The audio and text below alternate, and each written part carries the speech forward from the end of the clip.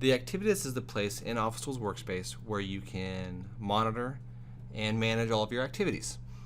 Various things can show up on this list, from projects that you're working on, assignments you've been given, to-dos that you're tracking, calls you need to return, appointments you may have scheduled. And the rhyme and reason on why they appear is going to be something that we're going to cover in other videos specific to their areas. What I want to talk about here is how we navigate it once we have all of these alerts. Because as time goes on, you're going to receive more and more items on your list. The idea being is obviously we want to track as much as we can in Office Tools, and if the end result is we have things on our activity list, we need tools to manage those, to make sense of all this information. So the activity list is always going to be on the bottom of Office Tools when you first open it up. Now you can undock this list, meaning if you wanted to break this out of the program for more real estate as far as viewing, perhaps you wanted to put it on a different monitor, or you just need to see it in a kind of a different perspective. What you're going to want to do is go to the far right corner of the activity list and you see these small square buttons, and this will do, just as I explained, undock this from the main workspace software. It gives you a separate window that you can move around independently of Workspace to give you just that, a little bit more room, a little bit more real estate, and some more flexibility on how you view everything. For this example, what I'm going to do is I'm going to leave it in this view. That way we can really focus on the activity list itself. So in the top left corner we have a search bar, and this search bar is what they refer to as a Boolean search, which allows you to use special characters. So yes, I can obviously come to the search bar on the left corner and type in something as like 1040. It will then list all of the alerts that have 1040 in it. You can search by client name.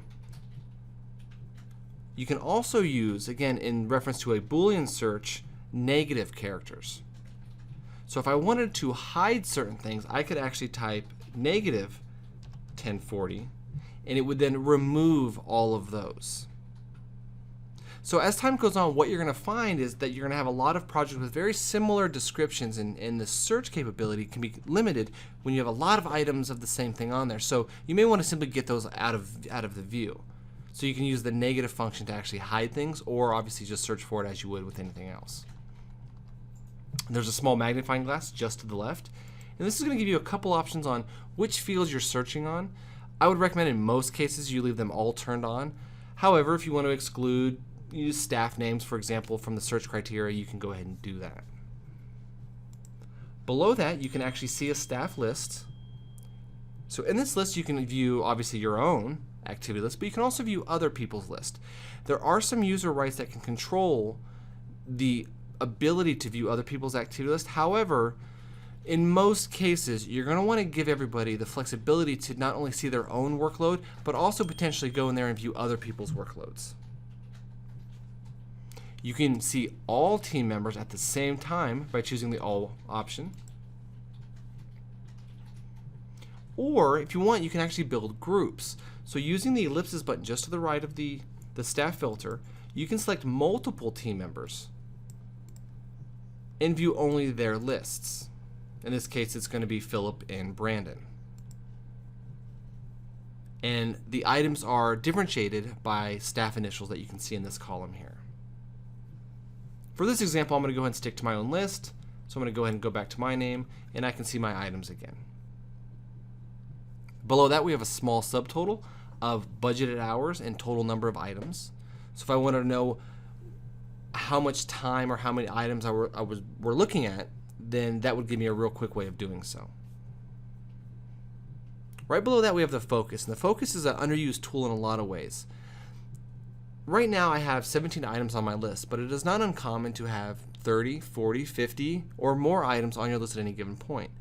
So what I would highly recommend you do is that you use the focus as a way of looking at your activity list in different ways, kind of depending on your needs. And here's what I mean.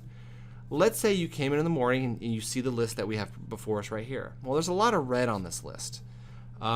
It's clogging things up. I'm obviously behind. It's this time of year. So I need to get rid of some of this clutter. I'm more concerned about what I have to do today. Today I want to focus and not get behind anymore. So using the focus options, I can actually choose various criteria, including what's due today, and it will automatically filter everything else for me. So if I want to see all the items that are due today, this allows me to do just that very quickly and very easily. If I wanted to see what was late, perhaps I wanted to catch up on some things, likewise I could do what's overdue, and it will remove other things, or I can use date ranges.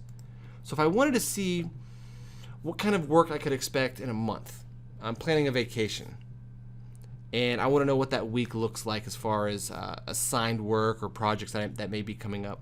I can actually look into the future if I like and see what's coming up way down the road. So the activity list is not meant to be a static screen that just sits there. You're going to want to come in, use the search, use the focus, and just kind of play around with the settings until you get a rhythm of what you want to see and how you want to see it. And that will go real far in clarifying the information that's here and make it even more powerful than it already is. Below that you have priorities. So on each one of these items, over in the far right, you'll actually see a small box that gives you a menu that you can select, and this is where you can select various priorities for items. Now you can also choose a priority when it's being created. So if you're assigning work to someone or they're assigning it to you, they can designate a priority at that time. You can also manage it later on directly from your activity list. So I'm going to go ahead and come in here and I'm going to choose a particular task, and I'm going to go ahead and make it a higher priority. Using the priority filter, I can then choose a specific or multiple priorities that I want to view and filter everything else out. So in addition to focusing on very specific date ranges and due dates, I may also want to focus on a very specific priority. I'm only concerned about number one priority items, the really hot stuff. So I can filter down by my number ones, and again it will show me only those items with that level of priority. So then maybe I work my way up throughout the day and I get to the number 5 type stuff. One step below that we have types. This is another filter and another tool of allowing you to control what information you're viewing. It's very simple. You simply check on or off the task that you want to see from your activity list. You'll get familiar with this as time goes on, but each type of task has a different icon representing where it came from. We have projects, we have appointments and phone calls and so on, and you can use the type to control viewing those items. And remember, these are just filters. Nothing is going away. We're just hiding or showing things depending on what we want to see. So today is not an appointment day, or maybe it's not a phone call day. I want to focus again on some other information, so I can very easily begin turning on or off different items until I can get down to a list of items that I want to focus on. So maybe I want to look at all my priority 3s that are due today, that are not scheduled or projects. And it also makes it very easy to revert everything back to the main list. And that's how you search and filter the list. You can also sort what you're viewing by using the sort button, the view and sort button here at the top. So if you want to sort it by date, or perhaps by staff member or even client, you can go ahead and do so. And you can also view it by different date ranges, such as due date or when the work was actually assigned. Each one of these activity list items actually has its own set of functions. And the most obvious one is simply completing an item. So we have a task on our list. There's a small box over here in the left corner. I can check that box. It will complete the task. It will be removed from my list, marked complete and saved under that client, and the system will then prompt me for a time card where I can go ahead and track my time. So completing it is very, very easy. Modifying it or creating some other functionality is done by simply right-clicking on it. So I can go to my item, right-click, and I get a whole new menu of options. I can complete it. I can complete it without a time card. I can create a time card without completing it, and so on. One of my personal favorites from here, and the one that's more in line with what we're talking about, is reassigning staff and due dates. So, just to go back and kind of work through a scenario here, let's say I'm looking at my list, and I want to know what's due today. There we go, this is the only thing I have to do today, and I'm feeling exceptionally lazy, so I don't actually want to do this task, or maybe it's something that needs to be delegated to someone else. It's very simple to do that. You simply right-click on it, choose Reassign Staff, or modify the due date.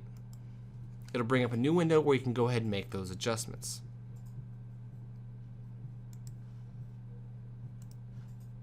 And that gives you all the tools you need to monitor and manage your activity list. You can sort and filter and search and actually interact with each one of these items. If you have it undocked and you want to return it back to the main workspace program, simply close it and it will attach itself back into Office Tools Workspace.